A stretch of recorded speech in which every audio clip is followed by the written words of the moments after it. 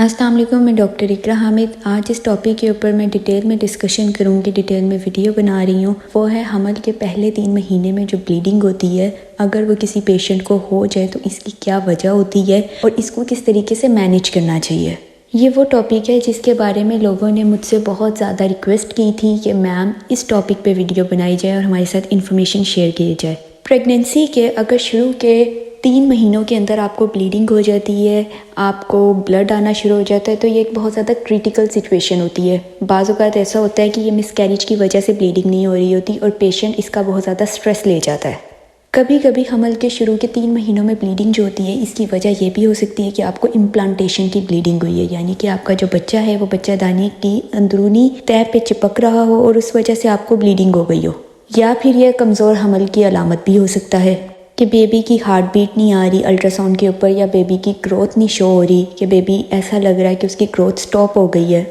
तो इस सारे सिनेरियो के अंदर जो आपकी बच्चादानी है, आपकी यूट्रस है, वो अपने आप को तैयार कर रही होती है कि बेबी को आपके पेट से, आपकी बॉडी से एक्सपेल आउट कर सके, बाहर निकाल सके। तो इस सारे प्रोसीजर के दौरान हमल के शुरू के 3 महीनों के अंदर ब्लीडिंग शुरू हो जाती है और इससे बच्चा ज़ाया हो जाता है। इस केस में प्रैक्टिकली आपकी जो प्रेगनेंसी है वो ख़त्म हो जाती है, आपका मिसकैरेज हो जाता है और फिर बच्चे को कम्प्लीटली आपकी बॉडी से निकालने के लिए, आपके पेट की सफाई करने के लिए हमें या तो DNC करना पड़ती है या फिर हमें मेडिसिन देना पड़ती है, जिसके थ्रू आपके पेट की सफाई की जाती है। एक और कंडीशन होती है जिसमें आपको हमल के पहले 3 महीनों में ब्लीडिंग हो सकती है, वो ये है कि अगर तो आपकी बच्चादानी कमज़ोर है और हमें ख़तरा होता है कि बच्चादानी का मुँह खुल जाएगा और आपका हमल ज़ाया हो जाएगा, यानी कि आपका मिसकैरेज हो जाएगा ड्यूरिंग प्रेगनेंसी।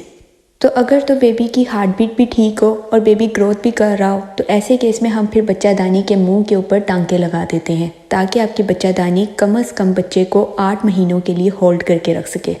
और इस केस में आपकी डॉक्टर आपको ऐसी मेडिसिन प्रिस्क्राइब कर सकती है जो आपकी ब्लीडिंग को रोक दे प्रेगनेंसी के दौरान, और इसके अलावा आपको इस तरीके की गोलियाँ भी देगी जिससे आपकी प्रोजेस्टेरॉन हार्मोन की प्रोडक्शन आपकी बॉडी के अंदर इंक्रीज़ हो, ताकि आपकी ब्लीडिंग कंट्रोल हो सके। एक और वजह जिसकी वजह से आपकी प्रेगनेंसी के अंदर शुरू के 3 महीनों के अंदर आपको ब्लीडिंग हो सकती है, वो ये है कि आपकी बच्चादानी के ऊपर ज़ख़म है, या फिर आपको पास्ट में कोई इन्फेक्शन रहा था जिसकी वजह से आपकी बच्चादानी पे ज़ख़म बन गया है। तो ऐसी कंडीशन में भी आपको प्रेगनेंसी के दौरान ब्लीडिंग हो सकती है। इस कंडीशन में आपको बहुत ज़्यादा वाली ब्लीडिंग नहीं होती, बस हल्का फुल्का सा खून आता है, यानी कि स्पॉटिंग होती है, जिसको बहुत ईजिली मेडिसिन के ज़रिए कंट्रोल किया जा सकता है। एक और कंडीशन जिसके अंदर आपको ब्लीडिंग हो सकती है प्रेगनेंसी के दौरान, वो ये है कि आपका जो बेबी होता है वो नॉर्मली नीचे होता है और जो ओल होती है, यानी कि प्लेसेंटा जो होता है, जो बच्चे को खून पहुंचा रहा होता है, वो ऊपर होता है। अब नॉर्मल केसेस में ऐसा ही होता है, लेकिन अगर यही ओल, यही प्लेसेंटा नीचे चला जाए और बेबी ऊपर की तरफ आ जाए,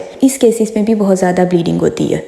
ऐसी कंडीशन में डॉक्टर ये रिकमेंड करते हैं पेशेंट्स को कि आपने कंप्लीट बेड रेस्ट करना है। इसके अलावा अल्ट्रासाउंड किया जाता है, बेबी की हार्ट बीट देखी जाती है, बेबी की ग्रोथ देखी जाती है, और इसके अलावा डॉक्टर्स आपको कुछ मेडिसिन भी प्रिस्क्राइब करती हैं ताकि ब्लीडिंग को कंट्रोल किया जा सके और आपकी प्रेगनेंसी को मैक्सिमम सेफ बनाने की कोशिश की जाए। मैं उम्मीद करती हूँ मेरी आज की ये वीडियो आपके लिए इन्फॉर्मेटिव होगी। मज़ीद इन्फॉर्मेशन हासिल करने के लिए मेरे चैनल को सब्सक्राइब करें। मेरी मैक्सिमम कोशिश होती है कि मैं आप सबके कमेंट्स का रिप्लाई करूं, और जिनके कमेंट्स का मैं रिप्लाई ना कर सकूं, जिनका आंसर बहुत ज़्यादा डिटेल में हो, मैं उस पर वीडियो रिकॉर्ड करके आपके साथ लाजमन शेयर करूं। मेरा मेन एम ये है कि आप लोगों को एजुकेट किया जाए कि प्रेगनेंसी के दौरान आपने अपना ख्याल कैसे रखना है, किन चीज़ों से आपने अवॉइड करना है, किस तरीके से आप मैक्सिमम अपनी प्रेगनेंसी को सेफ़ बना सकते हो। इसके अलावा आप किस तरीके से अपने प्रेग्नेंट होने के चांसेस को इंक्रीज़ कर सकते हो। ज़्यादा से ज़्यादा इन्फॉर्मेशन आपके साथ रेगुलर बेसिस पे हर हफ्ते शेयर की जाती हैं, इसलिए मेरी आप तमाम लोगों से रिक्वेस्ट है कि मेरे चैनल को सब्सक्राइब लाजमन करें और इसके साथ साथ बेल आइकन को भी प्रेस करें, ताकि मेरी जो भी नई वीडियो अपलोड हो आप तक वो पहुँचे और आप उसको देख सकें।